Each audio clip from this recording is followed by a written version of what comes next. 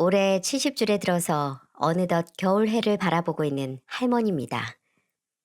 아직 60대라고 말할 수 있었을 때는 저 자신을 할머니라고 칭하는 게 참 씁쓸했는데, 이제는 할머니라고 말하지 않으면 오히려 어색한 나이가 되었네요.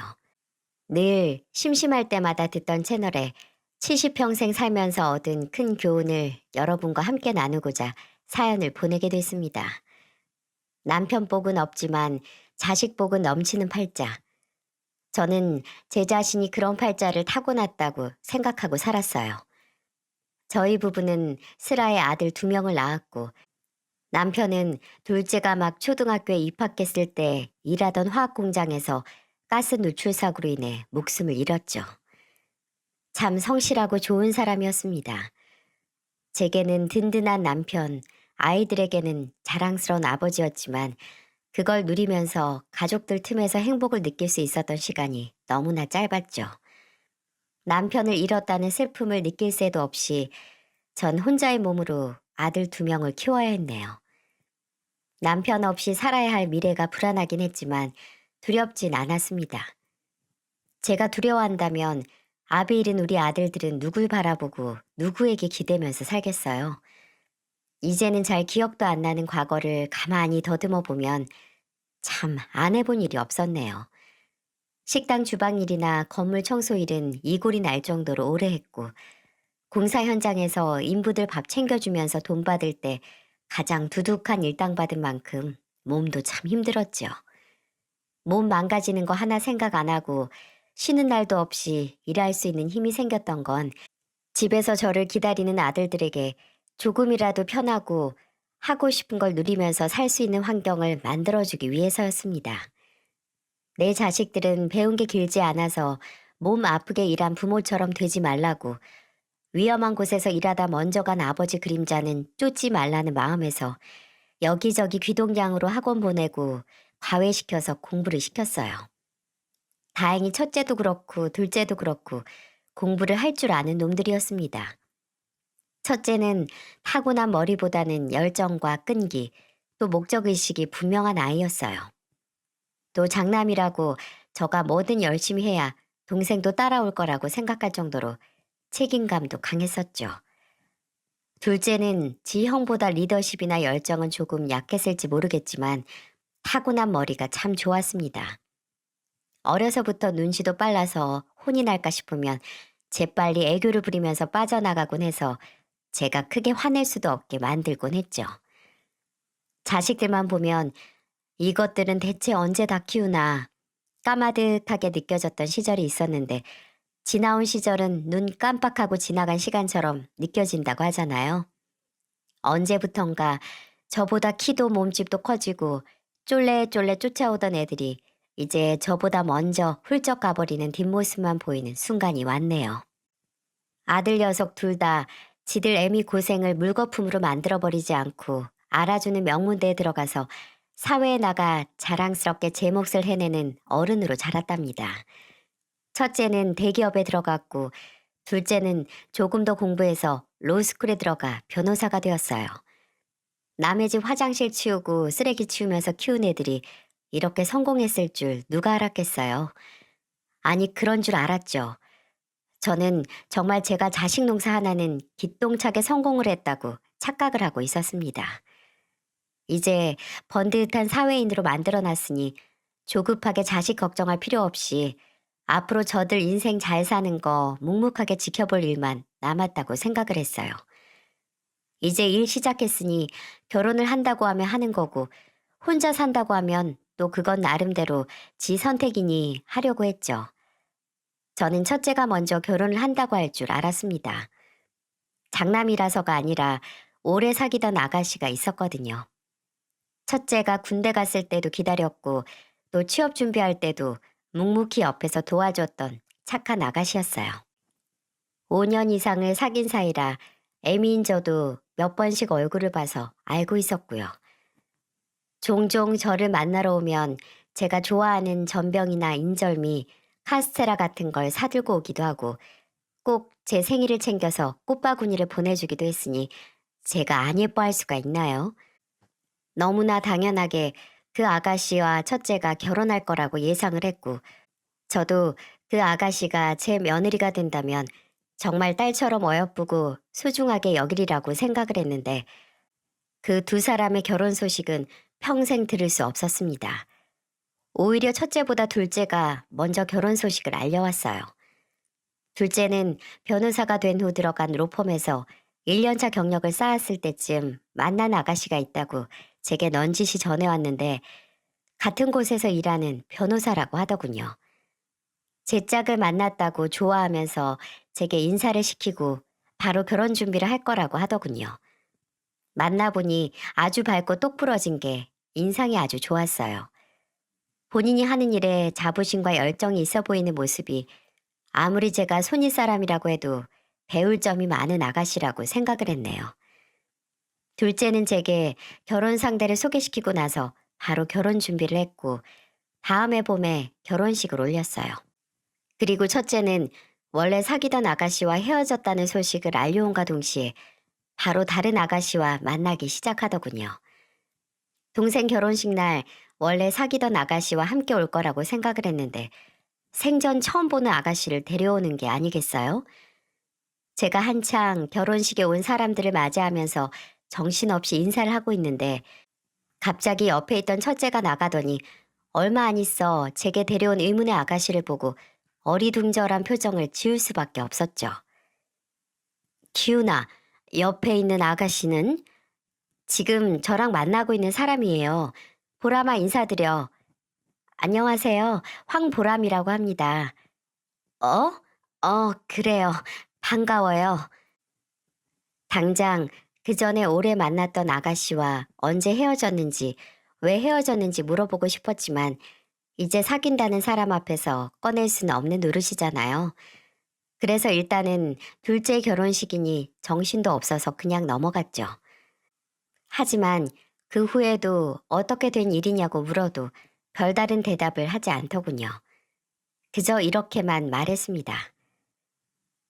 그냥 오래 사귀어서 그런지 더 이상 마음이 예전 같지 않아서 헤어졌어요. 오래 사귄다고 다 결혼해요? 만난 지 얼마 안 돼도 잘 맞기만 하면 얼마든지 결혼할 수 있어. 말이 나와서 말인데 저 보람이랑 결혼할 거예요. 보람이가 정말 제 인생의 짝이라는 확신이 있어요. 제가 아깝다고 해도 당사자는 아니라고 하는데 무슨 할 말이 있겠어요? 물론 그 전에 만나던 아가씨가 인간적으로도 여러모로 너무 좋은 사람이라는 걸 알고 있지만, 이미 헤어졌고 또 아들이 새롭게 만나 이제는 결혼을 결심까지 했다니 그냥 받아들여야죠. 첫째는 얼마 안 가 결혼할 아가씨를 집으로 데려와 인사를 시켰습니다. 얼마나 만났든 그 전에 누구를 만났든 상관없이 이제 가족이 될 사이이니까 기쁘게 환영을 해주려고 했죠. 그런데 뭔가 말할 수 없는 느낌이 들었네요. 어머니는 학원 운영하시다가 은퇴하셨고요. 아버지는 작은 회사 하나 운영하고 계세요. 저는 아버지 회사에서 일하고 있긴 한데 기훈 씨랑 결혼하면 바로 그만두려고요. 어머, 아깝지 않겠어요? 그래도 아버지 회사에서 일 배우는 건데 나중에 이어받을 수도 있잖아요. 그건 제가 할 게 아니라 기훈 씨가 할 일이죠. 안 그래도 결혼식 전부터 아버지 따라 사업한다고 하는데 잘 됐죠. 어? 사돈 어른 사업을? 기훈아, 이게 다 무슨 소리냐? 어머, 나 괜한 소리 했나? 기훈 씨, 어머님한테 아직 말 안 했어? 아, 어머니, 저 지금 회사 그만두고 제 사업을 한번 해보고 싶어서요. 이번에 장인어른 만나서 조언도 많이 구했어요. 몇 년 뒤면 저도 마흔인데 제가 해보고 싶은 거 한번 도전해 봐야죠. 그렇게 어렵게 들어간, 남들은 들어가고 싶어서 안달난 대기업을 그만두고 무슨 사업을 하겠다는 건지 이해가 안 갔죠. 하지만 제 인생도 아니고 아들 인생이거늘 아무리 걱정이 되고 불안해도 뭐라 반대 한마디를 하기가 조심스러웠어요. 그건 아들의 결혼도 마찬가지였고요. 아무리 생각을 해도 첫째는 정말 제 짝을 찾아 이렇게 성급하게 결혼을 하는 게 아니라 자재 사업을 하는 사돈의 후광에 현혹돼 이 결혼을 하는 게 아닌가 싶은 무거운 의문을 떨칠 수 없더라고요. 그리고 나중에 둘째가 제게 꺼낸 이야기를 듣고 나서 이 생각이 더욱더 선명해졌죠. 엄마, 예전에 형이 사귀던 사람 있잖아요. 왜 현정이 누나, 그 누나 나한테 연락 왔었어요. 형 결혼한다는 소식 들었다고 언제 만난 여자랑 하는 거냐고 물어서 저도 정확하게는 잘 모른다고 했죠. 근데 느낌이 좀 형이 혹시 바람 피운 건 아니겠죠? 행여 이게 사실일 거라고 생각하고 싶지 않았습니다. 내가 키운 자식이 출세에 눈이 멀어 오랜 시간 본인만을 바라보고 헌신한 여자를 버리고 배경 좋은 여자를 선택했다는 사실을 어떻게 믿을 수 있겠어요? 아들이 확실한 야망이 있고 출세에 욕심이 있긴 했지만 설마 그러리라고는 생각도 못했어요. 나중에 첫째를 앉혀놓고 아무리 물어도 명확한 확답은 안 주고 입을 꾹 다물길래 어미로서 인생의 선배로서 이 한마디 했습니다. 기훈이 네가 말을 안 해주니까 진실이 뭔지 내가 알 길은 없다만 만약 네가 출세에 눈이 멀어 현정이 같은 애 버린 거면 평생에 걸쳐 한 번쯤은 후회할 일이 생길 거다. 성공이 다가 아니야. 조건 없이 너 위해주는 사람 하나 얻는 게 더 큰 행복이지. 첫째는 이 말을 들으며 아무 말 없이 가만히 눈만 내리깔고 있었고요. 이런 제 우려와 달리 첫째는 결혼 후 별탈 없이 잘 지내긴 했습니다. 첫째는 말한 대로 회사를 그만두고 본인이 모았던 돈으로 작은 회사를 차렸어요. 첫째 며느리도 첫인상은 어딘지 가벼워 보이고 안 보이는 선이 느껴지는 듯 했지만 별 문제는 없었습니다. 첫째와 둘째 모두 결혼하고 나가 살기 시작하면서 저는 혼자가 됐죠. 하지만 크게 외롭지 않았네요. 일주일에 한 번씩은 첫째네와 둘째네가 번갈아 가면서 와서 함께 식사를 하기도 했고 휴가철이면 함께 여행을 가곤 했어요. 첫째네는 결혼하자마자 바로 임신을 해서 얼마 안 가 두 팔에 손주를 안을 수 있었기에 제 행복은 배가 되는 듯 했습니다. 제가 원하는 노후 생활이었네요. 먹고 살 걱정 없이 그냥 손에 있는 대로 주제에 맞게 생활하면서 가족과 좋은 시간을 보내고 자식들이 다 컸으니 이제 손주가 자라는 모습을 보면서 예전에 느꼈던 기쁨을 다시 맛보는 그런 일상적인 행복 말입니다. 특히나 둘째 며느리가 생긴 후에는 없던 딸이 생긴 것 같기도 했어요. 사실 둘째 며느리는 학생 시절에 어머니께서 돌아가셔서 늘 어머니의 빈자리를 채우지 못해 외로웠다고 해요. 그건 처음 제 집에 와서 인사를 했을 때부터 말을 했었고요. 이제 정말 저를 본인의 부모님처럼 생각할 거라고 하길래 제가 아무리 그래도 시자가 붙은 어머니는 다를 텐데 하고 웃으면서 말했더니 아주 단호한 표정으로 이렇게 말하더라고요. 아니요, 전 정말 어머님하고 잘 지낼 자신 있어요. 느낌이 그래요. 이렇게 말하곤 바로 배시시 웃는 겁니다. 그리고 그 느낌이 아주 백발백중으로 맞은 격이고요. 둘째가 막 가족이 됐을 때 제가 그렇게 말한 적이 있었어요. 너무 의무적으로 제게 연락을 하거나 찾아올 필요 없다고요. 아무리 바빠도 한 달에 4번 이상은 저를 찾아오거나 만나서 어딜 가자는 둘째 며느리가 며느리로서 너무 무리를 하는 건 아닌가 싶어서 한 말이었네요. 마음은 너무 예쁘지만 일을 하는 애가 얼마나 피곤하겠어요?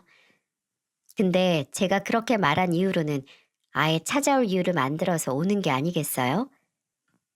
어머님, 저 오늘 대박 케이스 하나 승소했어요. 이건 축하해야 돼요. 정훈 씨는 오늘 야근이라서 저랑 축하 좀 마셔줄 사람이 어머님 뿐이에요. 어머님, 저번에 가져다 주신 오이 소박이랑 파김치 다 먹었어요. 오늘 더 가져가려고 들렀어요. 그 김에 어머님이랑 밥 먹고 가려고요. 저 의뢰인 한 분한테 박물관 관람권 얻었는데 어머님 같이 가실래요?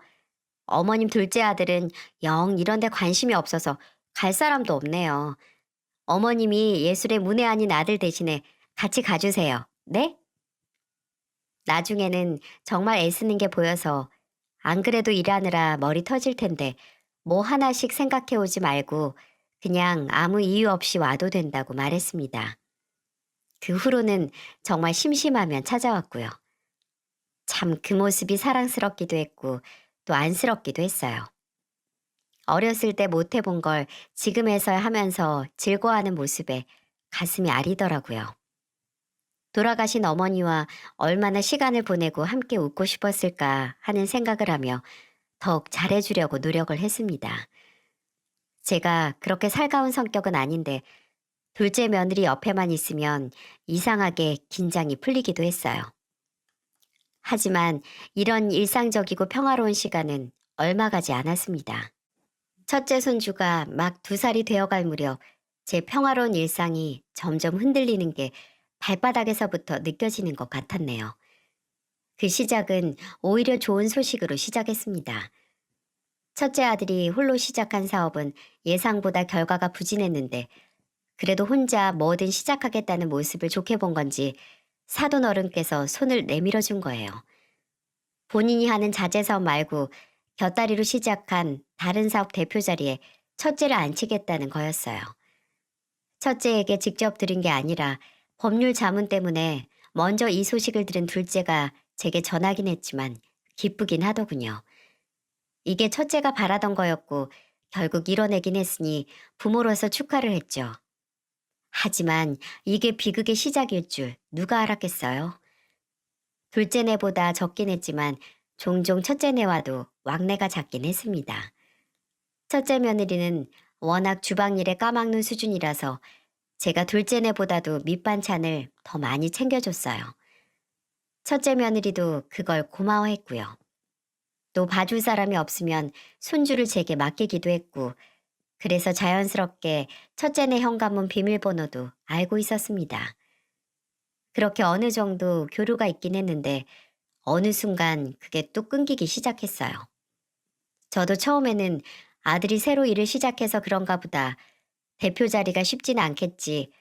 애미 챙길 시간도 없을 거다 하는 생각으로 넘어갔어요. 전화를 하면 부재중으로 넘어가기 일쑤였고 문자에는 답장도 없었지만 그러려니 했습니다. 첫째 며느리는 전업주부이긴 하지만 뭐 따로 바쁠 일이 있겠거니 했어요. 근데 그게 그저 바쁘기만 해서가 아니라는 걸 알아버린 결정적인 사건이 있었네요. 제 생일이 다가오고 있던 때였습니다. 나이가 들면 생일은 그저 올해 내가 몇 살인지 세어보는 쓸쓸한 날일 뿐 크게 축하할 것도 없긴 했지만 둘째네는 날을 잡아서 다 같이 호텔에서 축하할 겸 식사를 하자고 하더군요. 근데 둘째에게 연락을 받은 첫째네는 불참한다는 소식을 보내왔어요. 이유는 바로 장인 장모의 결혼 기념일 기념으로 다 같이 싱가폴로 해외여행을 간다는 것 때문이었죠. 솔직히 서운한 마음이 하나도 없다고 한다면 거짓말이었겠죠. 하지만 제 생일은 매년 챙겼었고 사돈의 결혼 기념일 축하 여행은 매년 오는 게 아니니까 그럴 수 있다고 생각했어요. 또 첫째 아들이 본인이 원하는 성공을 거둔 데는 사돈 어른의 영향력이 전부였으니 첫째 내가 빠질 수 없기도 했겠죠. 문제는 그 후였네요. 제 생일 당일도 그렇고 또 첫째 내가 여행을 다녀온 후에도 그렇고 연락 한 번이 없는 거예요. 그래도 생일 당일에는 축하 메시지 한 번은 남기겠지 했는데 감감무소식이고 여행 갔었으니 정신이 없었나 보다 해서 기다리고 있었는데 그 후에도 아무런 소식이 없는 거예요. 그래도 여행에 갔으니 작은 거라도 제 생일 축하한다고 사와서 늦게라도 생신 축하드린다 말을 들을 줄 알았는데 제가 너무 많은 걸 바란 건가요? 며칠 후에 집에 찾아온 둘째네와 밥을 먹으면서 가볍게 반주를 먹었는데 그때 불현듯 첫째에게 먼저 전화를 해야겠다는 생각이 들더군요. 취하진 않았어요. 그냥 먼저 전화를 하면 그동안 계속 제 연락을 무시하고 제 생일도 모른 척한 이유를 알 수 있지 않을까 했어요. 여보세요? 기훈아, 너 집이니? 네, 어머니 그런데요. 이 밤에 왜 갑자기 전화를 하셨어요? 무슨 일 있어요? 아니, 네가 여행 갔다 와서 별다른 연락도 없길래 했어. 잘 다녀왔니? 아, 네, 잘 다녀왔죠. 갔다 와서 바빠서 연락을 못 했어요. 누구야? 어머님이야? 어, 왜 연락 안 했냐고. 뭐야? 뭐 맡겨 놓으셨대? 순간 휴대폰 너머로 첫째 며느리의 목소리가 설핏 들리는가 했어요. 집에 있다니 옆에 있나 보다 했는데 아주 불만이 덕지덕지 묻은 목소리와 내용에 말문이 턱 하고 막히는 겁니다. 보람이 같이 있니? 보람이 걔가 지금 나한테 하는 말이야? 아휴, 어머니가 이 밤에 연락 안 했다고 전화까지 하시니까 이러는 거 아니에요. 아니, 내가 전화하자마자 다짜고짜 너네한테 왜 연락 안 했냐고 타박이라도 했니? 그냥 여행 잘 다녀왔나 궁금해서 전화한 게 그렇게 싫대?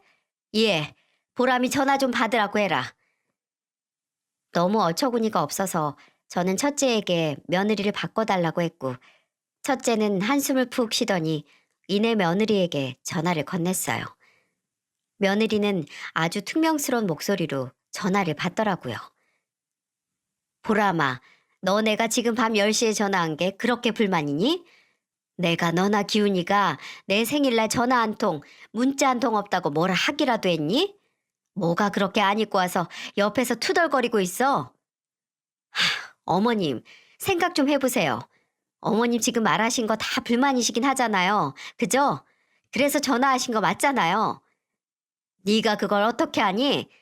난 그냥 처음에는 너희가 여행을 잘 다녀왔는지 무슨 일 없는지 궁금해서 전화한 건데 먼저 그거에 불만을 표출한 건 보람이 너 아니니? 투덜거리고 싶으면 최소한 내가 너희한테 서운하다는 말 한마디 했을 때 하든가. 뭘 못 참아서 그냥 궁금해서 전화한 사람한테 맡겨놨느니 뭐니 건방지 소리를 해. 아니, 딱 보기에도 서운하고 뭐라 하고 싶어서 전화한 게 보이는데 그냥 입을 다물고 있으라고요? 어머님, 요즘 시대에 시자 붙이고 갑질하면 사람들이 욕해요, 욕. 아이고, 내가 너한테 언제 갑질했다고 그러니? 생각 안 나세요? 어머님 집에서 저 화장실 청소하고 방바닥 걸레질했던 거, 그런 거 시키는 게 다 갑질이지 뭐예요? 누가 들으면 정말 제가 불러내서 첫째 며느리에게 갖은 고생 다 시켜가면서 청소시킨 줄 알겠습니다. 그날은 새해 첫날이었고 인사하러 들른 첫째, 둘째네가 제가 청소하고 있던 걸 보고 거들어준 것뿐이었어요. 첫째 며느리뿐만 아니라 다른 애들도 다 청소를 했고 심지어 첫째 며느리는 바쁘다고 다 끝내고 가지도 않아서 제가 이어서 다시 청소를 해야 했고요. 근데 그게 아직까지 억울하고 분해서 부들부들 떠는 목소리를 듣고 있자니 헛웃음이 다 나오더군요. 아, 그게 그렇게 억울했니? 다른 식구들도 다 같이 청소하는데 바쁘다고 하다가 먼저 간 애가 그게 그렇게 서러웠어? 그래, 나중에 무슨 원망 들을 줄 모르니까 이제 너한테 이쑤시개 하나 집어달란 부탁도 하면 안 되겠다. 안 그러니? 저 어머님하고 이렇게 언쟁하고 싶어서 전화 받은 거 아니에요.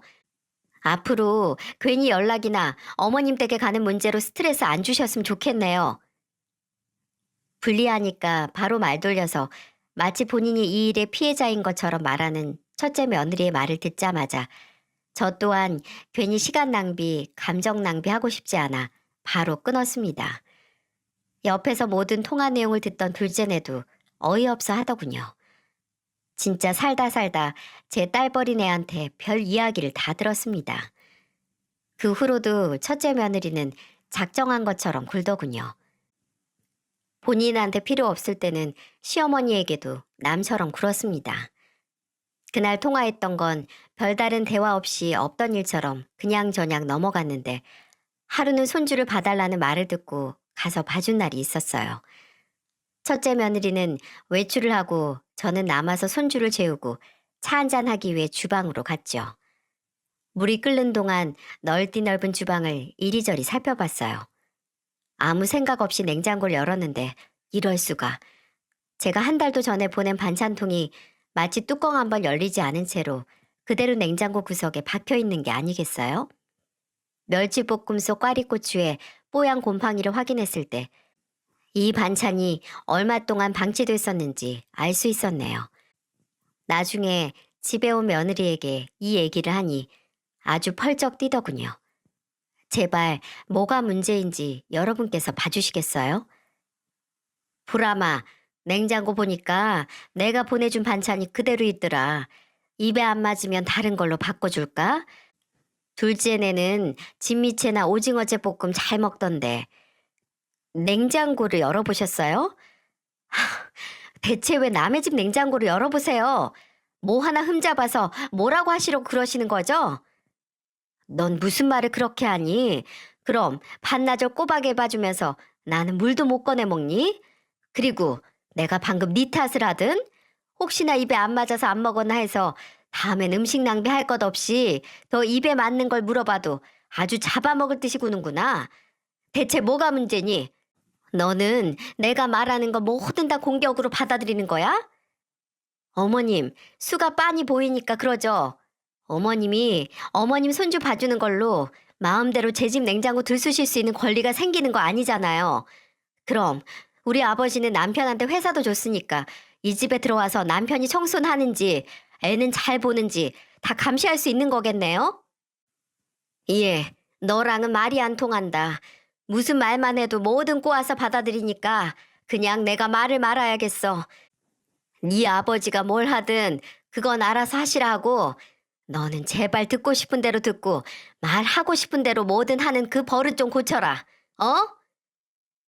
저는 이 대화에서 알았죠. 첫째 며느리가 아이를 낳고 제 아들이 장인에게 대표 자리를 받은 후로 본인이 시댁에 했던 기본적인 예의를 버렸다고 말이에요. 그전까지는 그래도 아무 문제 없이 지내는 듯 했는데 그게 다 참고 있었던 거였죠. 나중에는 제가 보내는 반찬도 도로 택배로 붙여 돌려보낸 거 아세요? 정말 통탄스러웠네요. 마치 아들을 대표직 자리에 팔아버린 기분도 들고 아들이 얼씨구 좋구나 그 덫으로 들어간 기분도 들었어요. 하지만 첫째 아들도 별다를 건 없었습니다. 제가 며느리와 있었던 일을 말하려고 하면 단호하게 제 입을 막아버렸어요. 긁어 부스럼 만들지 말라 이런 말과 함께요. 그 사람 성격 아시면서 왜 굳이 부딪힐 일을 만드세요? 그냥 무시하세요, 무시. 어차피 1년에 몇 번 보지도 않는데 뭐가 문제라고. 같이 사는 제가 피곤하지 어머니가 피곤해요? 그나마 저는 그 사람이 필요하고 받는 게 있으니까 잘 참고 있으니까 그냥 알아서 살게 냅두시라고요. 너는 받는 거 있으니까 네 애미가 무슨 말을 듣고 무슨 짓을 당하든 참으라는 말이냐? 그럼 제가 원하는 거 어머니가 주실 능력이라도 있으세요? 저도 다 생각이 있어서 그러는 거예요. 저 하나 성공하면 어머니도 더 호강하고 사실 수 있는 건데 왜 계속 방해를 하시냐고요? 야 이놈아, 나는 미래의 보장도 안 된 호강 약속하는 아들보다 당장 뭐가 옳고 그른지 판별할 정신머리 있는 아들이 더 필요해. 이 말만 들으면 첫째 아들이 천하에 둘도 없는 건방진 불효자식이라는 생각이 드시죠? 하지만 이러지 않았습니다. 욕심은 있었어도 그 욕심에 눈이 멀어 애미한테 가만히 좀 있으라고 으름장을 놓는 놈은 아니었어요. 아니, 그런 놈이었지만 애미인 제가 자식에게 눈이 멀어 그 본 모습을 못 보고 있었던 걸 수도 있겠네요. 저는 여기서 살면서 받은 모든 충격적인 일을 다 겪었다고 생각을 했는데 그게 끝이 아니었네요. 첫째네와 연락을 거의 뜸하게 끈다시피 했을 때 친한 동창에게서 전화가 왔습니다. 그리고 그 전화 한 통은 제 뒤통수를 거나하게 두들겼죠. 동창은 아주 생뚱맞은 소리를 하더군요. 예, 기훈이 이혼했니? 어? 아니, 그게 무슨 소리야? 누가 그래? 어머, 아니야? 그럼 내가 잘못 봤나? 근데 그럴 일이 없는데. 내가 분명히 대체 무슨 소린데 알아듣게 좀 말해봐. 내가 저번 주 주말에 우리 큰애하고 백화점에 갔거든. 강남에 있는 애가 지갑 사준다고 좋다고 따라가서 명품 매장 맞은 1층에서 돌아다니고 있었지. 근데 거기서 네 첫째 며느리를 봤지 뭐야. 그래, 걔가 백화점 가는 게 뭐. 아유, 근데 그 며느리가 혼자가 아니었으니까 문제지.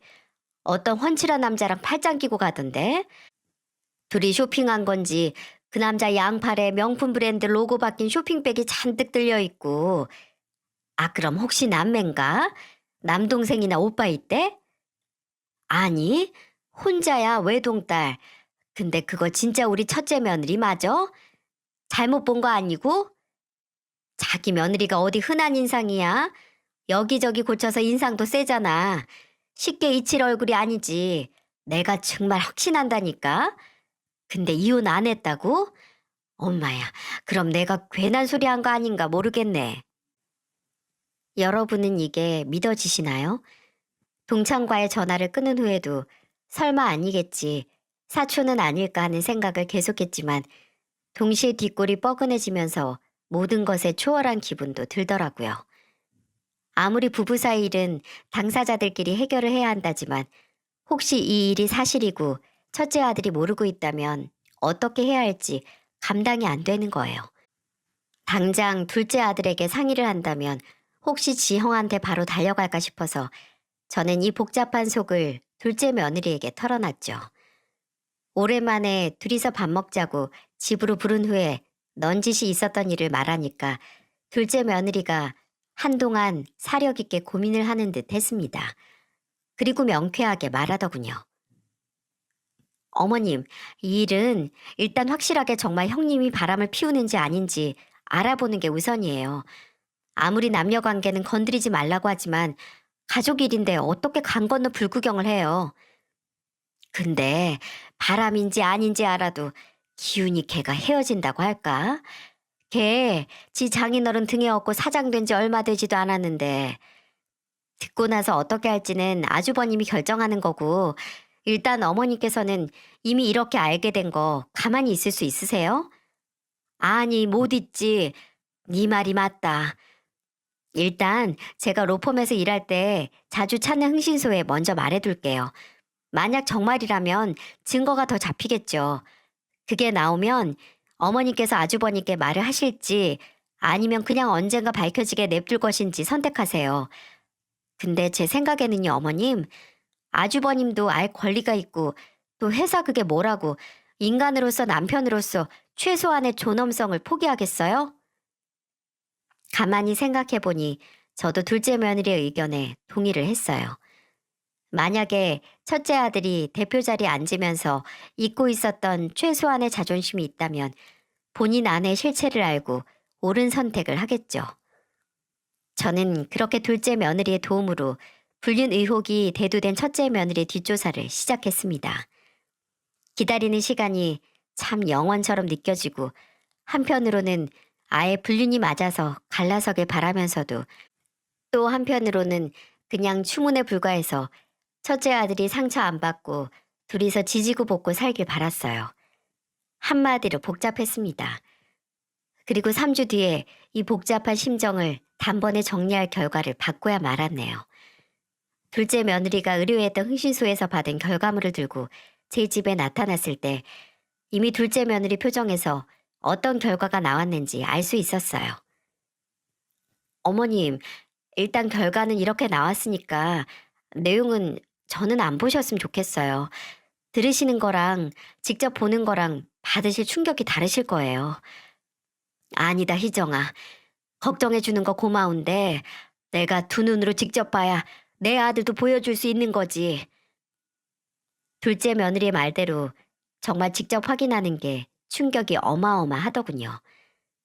사진과 동영상에는 분명 첫째 며느리가 찍혀 있었고 누군지 모를 남자와 손을 잡고 같은 차에 타고 차 안에서 서로 볼에 입을 맞추고 그 차에서 내려서 거의 부둥켜 안다시피 한 몰골로 걸어서 으리으리한 호텔로 들어가는 모습까지 찍혀 있었어요.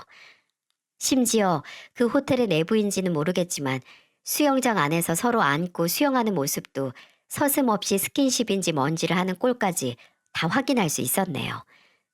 저는 한참 고민에 빠졌습니다.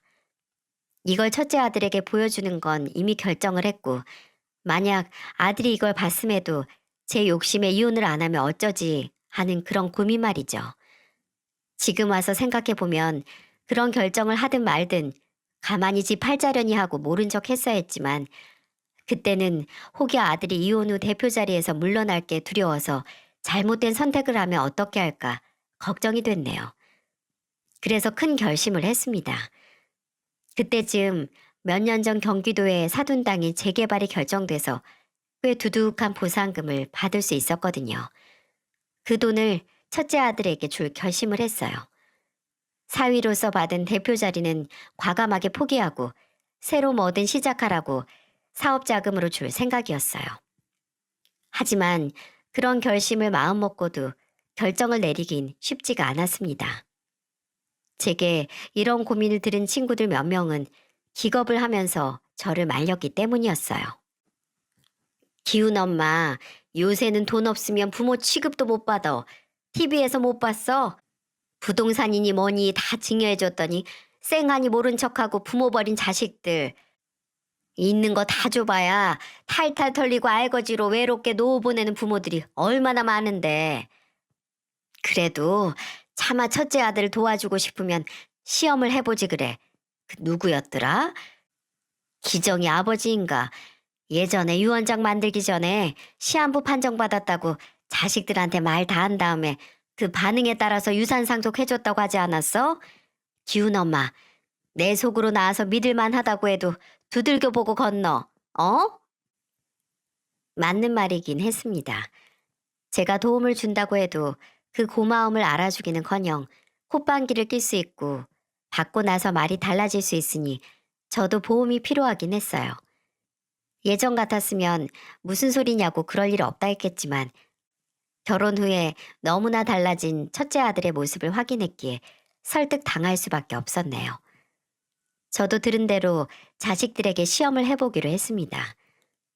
부모로서 인간으로서 거짓말로 상대 반응을 끄집어낸다는 게 좀 양심이 찔리긴 했지만 당장 뭐든 가릴 게 없는 제가 못할 게 뭐가 있겠어요.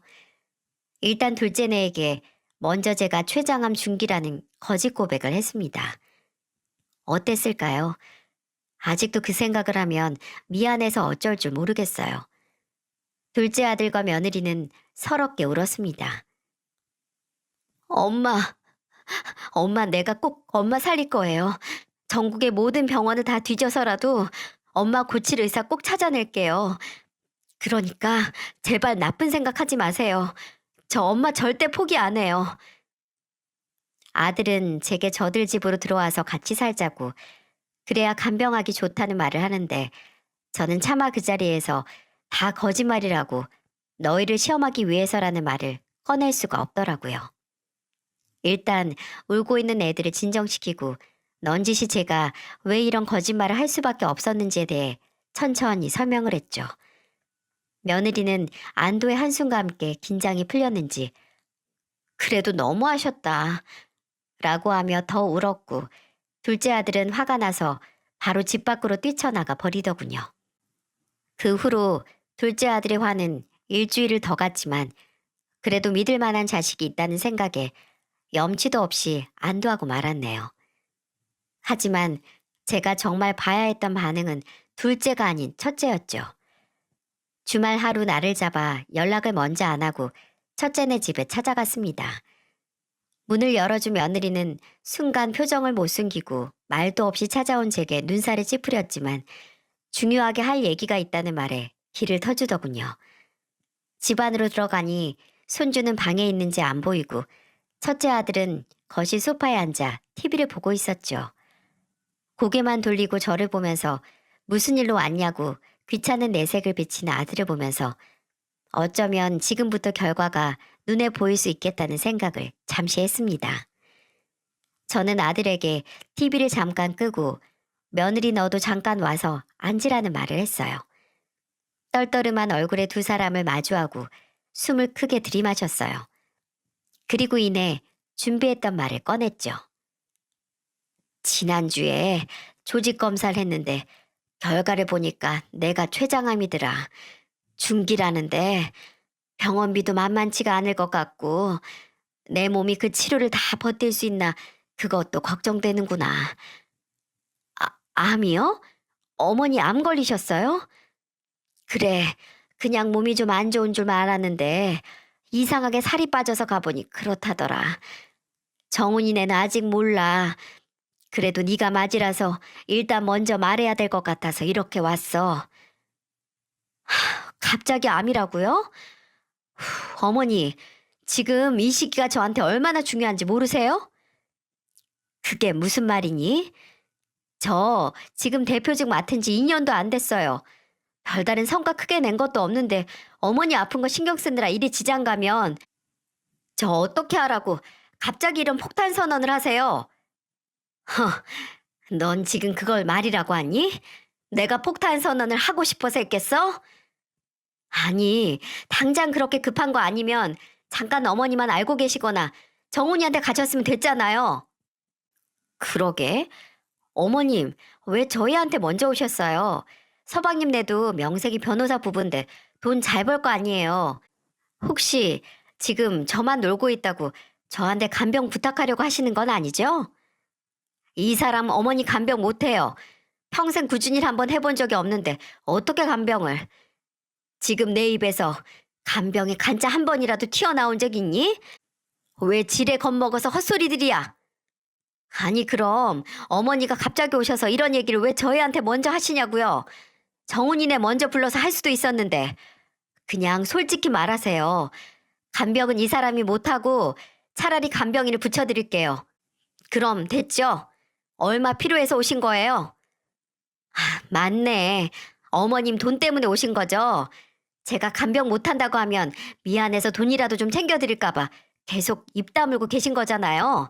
맞죠? 그죠? 여러분은 어떻게 생각하시나요? 저는 암에 걸렸다는 얘기 하나 있는데 지들끼리 사색이 돼서 당장 아픈 어머니, 시어머니 걱정보다는 지들 걱정부터 하면서 호들갑 떠는 이 치들 말입니다. 충격을 먹기보다 몸속에서 뭔가 빠져나가는 기분이 들었네요. 그게 아들에 대한 사랑이나 믿음인지 아니면 차갑게 식은 피인지 분간을 못하겠지만 제가 앞으로 어떻게 행동을 해야 하는지 확실한 답을 내리는데 큰 도움이 된 건 분명합니다. 저는 표정에 미동도 없이 두 사람에게 말했어요. 내가 니들한테 뭘 바라겠니? 당장 아프다는 사람 고려장 할 만한 눈가를 가진 니들한테 뭘 바래? 아무리 돈이 많고 높은 자리에서 한몫 잡으면 뭐하니? 이렇게 마음에 여유 하나 없이 뭐 하나 손해볼까 뭐 하나 잃을까 전전긍긍 하는데 니들을 보면 내가 이 나이에도 뼈에 세 개 많은 교훈을 얻는다. 아무리 손에 쥔 게 많아도 머리에 제대로 든 게 없으면 사람이 이리도 모양 빠져 보인다는 거. 그래, 니들 마음 잘 알겠다. 앞으로 당장 내일이라도 내가 꼬꾸라져도 그 어떤 도움도 너희한테는 안 바랄 거야. 그럼 좀 마음이 편하겠니? 그 대신 너희들 중 하나라도 나중에 살다가 내 도움 한 톨이라도 필요해도 나한테 아무것도 바라지 마라. 알겠지? 서로 마음 편하게 여기서 약속하자꾸나. 그렇게 말하고 저는 그 집을 나왔습니다. 어리둥절한 표정을 한 첫째 아들과 며느리는 저를 붙잡지도 설명을 더 요구하지도 않았어요. 첫째 아들은 나중에서야 둘째에게 제가 했던 말이 시험을 위한 거짓말이라는 걸 알았고 그걸 안 후에 제게 전화해서 한바탕 난리를 부리더라고요. 어떻게 자식을 이렇게 속이냐고요. 저는 억울해하는 아들에게 이렇게 말했습니다. 왜? 부모는 자식한테는 거짓말하면 안 되고 자식은 암 걸렸다는 부모한테 굳이 급한 일 아닌데 왜 지금 말하냐 이렇게 말해도 되니? 거짓말 하나에 속아서 속내 보이니까 억울해? 너무 야속하게 생각하지 말아라.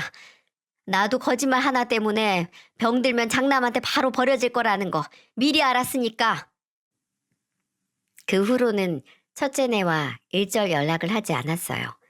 거의 연을 끈다시피 했네요. 하지만 아직 할 일이 남긴 했어요. 어렵게 알아낸 첫째 며느리의 불륜 사실을 아들에게 알리는 일 말이죠. 직접 전하고 싶지도 않아서 불륜 현장을 찍은 사진을 현상한 것과 그 사진을 포함해 영상까지 같이 든 USB를 첫째 아들의 회사로 붙였어요. 그것도 등기로 말이죠. 효과는 아주 빨랐습니다. 대표라는 게 바쁘지도 않은지 받자마자 바로 확인해서 제게 전화를 한 것 같더군요. 이게 대체 뭐예요? 네? 어머니, 무슨 짓을 하신 거냐고요? 무슨 짓이냐니? 나야말로 도통 무슨 소리인지 모르겠구나. 몰라서 물으세요? 저한테 보낸 이 사진이랑 동영상 대체 뭐냐고요? 아, 그거? 그건 나한테 물을 게 아니라 네 아내한테 물어야지. 내가 걔한테 바람 피우라고 부탁한 것도 아닌데 나한테 따져봐야 뭐하니? 이걸 대체 왜 보내신 건데요? 너도 알아야 할 것 같아서 보냈다. 너 지금 화낼 사람이 틀린 거 알고는 있니? 괜히 만만한 애미한테 화풀이 하지 말고 너 지금 대표 자리에 앉혀둔 사람 딸한테 따져. 그 사진 속 꼴을 보고도 계속 같이 살고 싶으면 알아서 하든가. 그 대신 어디 가서 내 아들이라고 하지 마라. 나는 제 능력도 안 되면서 출세에 눈이 멀어 자존심 다 버려가면서 눈 감고 사는 아들 키운 적 없으니까 정신 차리기 전까지는 제발 연락 좀 안 했으면 좋겠구나. 그게 첫째 아들과의 마지막 통화였어요. 그 후로 첫째 아들에 대한 건 모두 둘째 아들을 통해 들었어요. 그 일이 있고 몇 달 후에 첫째는 둘째에게 이혼 문제로 상담을 했다고 해요. 그리고 둘째는 전혀 예상치 못한 이야기를 들었다고 합니다. 첫째 아들은 결혼할 당시 혼전 계약서를 작성했다고 해요. 장인어른이 먼저 제시한 건데 그때는 뭣도 모르고 헤어질 생각 전혀 안 하고 사인을 한 거죠. 심지어 이혼 얘기를 먼저 한 것도 아들이 아닌 며느리라고 해요. 불륜 사실에 대해 따지니까 며느리는 뒤를 캔 거냐고 오히려 적반하장으로 나왔고 본인을 의심해서 사람을 붙이는 인간이랑 더는 못 산다고 이혼을 요구했다고 하네요. 그 과정에서 아들은 이성을 잃고 폭력까지 썼고 경찰까지 집으로 들이닥쳤다는 말을 둘째에게서 들었어요. 혼전 계약서로 잃은 거 하나 없는 며느리는 아들에게 머리가 쥐어뜯긴 후에도 오히려 당당했고 뭐 하나 지는 거 없이 그저 이혼했다는 딱지 하나 붙이고 쫓겨날 제 아들만 발등에 불이 떨어진 거죠. 제 자식으로서 안타깝다기보다는 어떻게 그 결혼에 본인의 모든 걸 걸었는지 이해가 가지 않았습니다. 이것보다는 똑똑한 놈이라고 자부했는데 정말 성공의 눈이 확실히 멀었던 것 같아요. 첫째 아들은 결국 이혼을 했습니다. 둘째에게 혼전 계약서 무효화에 대해 알아봤지만 별 소득이 없었나 봐요. 쉽게 올라간 대표직에서도 내려왔고 이혼 후 얼마 전에는 다시 사업을 해보겠다고 둘째에게 돈을 빌려달라고까지 했다고 하는데 둘째는 이미 첫째가 제게 어떻게 했는지 들어서 잘 알기에 단호하게 거절했다고 합니다. 그 후로도 몇 차례 스스로 제기를 해보겠다고 여기저기 손 벌려서 자금을 구하는 것 같은데 어떻게 될지 알 수가 없죠. 웃긴 건 끝까지 제게는 먼저 연락을 안 하더군요. 마지막에 나눴던 대화에 대한 자존심 때문인지 아니면 정말 염치가 없어서 못하는 건지 알 수 없지만 만약 전자의 문제라면 대표직에 오르려고 쉽게 굽혔던 그 자존심이 왜 지 애미 앞에서는 전혀 굽힐 생각도 없는 건지 그저 웃음이 나기만 합니다.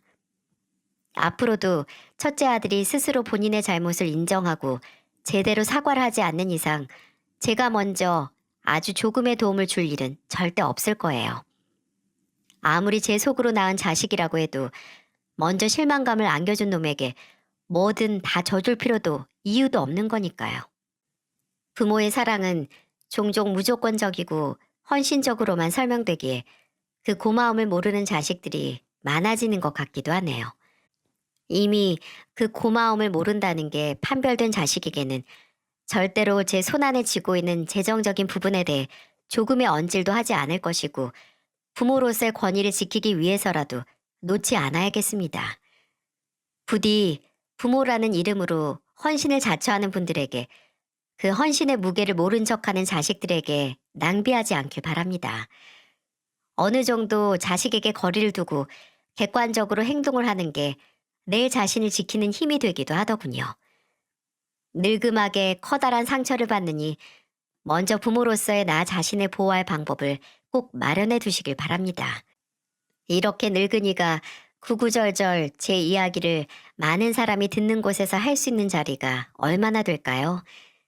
이 자리를 빌려 답답한 저를 위한 확성기가 되어준 채널에게 감사의 마음을 표합니다. 또 들어주신 분들께도 감사드립니다.